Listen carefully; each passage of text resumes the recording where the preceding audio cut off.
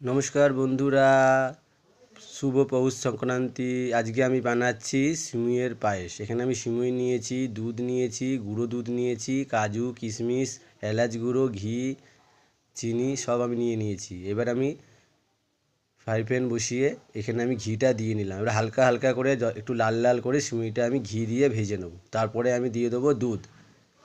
দুধটা একটু ফুটে যায়, নাড়ানোর পর আমি এর মধ্যে দিয়ে দেবো তেজপাতা, কাজু কিশমিশ।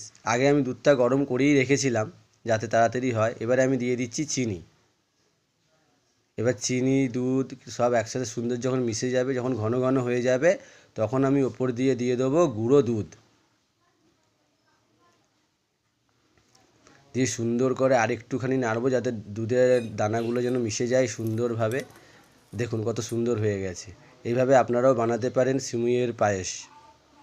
ভালো লাগবে, ট্রাই করে দেখবেন।